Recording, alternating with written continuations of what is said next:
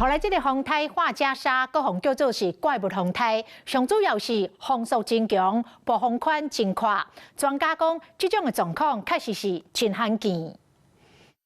风台北200花加沙结果在高雄，目前上大风速高6倍，去年无结风台记录，却称作是怪物顶级，唔是无关系。2018年，强度风台山调重创港澳，强度风台大号致数要千外人死伤。当时山调风台加真大粒，环流结果嘛真杂北。这一遍花加沙继续加大粒，无论是路线强度拢甲山调同款，地灾风险嘛真大。这个花加沙台风的中心最大风速，过去其实有蛮多的台风都比它强。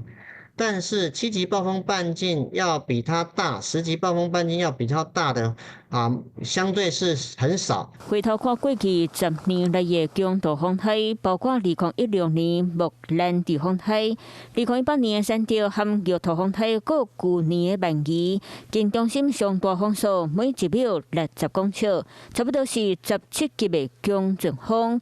继续增强的花加沙有机会将做10年来第5粒中心风速达到60的强度风台。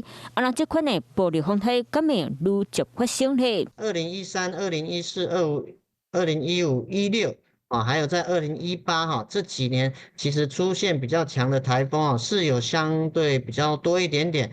不过呢，其实它可能是比较属于一种短期的一个气候的一个现象。专家讲，亲像花加沙同款，暴风圈的看，中心风速较强。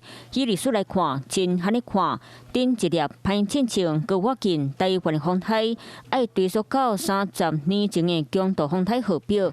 当时伊的7级风暴风半径就来到350公里，造成严重灾情，予台湾人印象真深。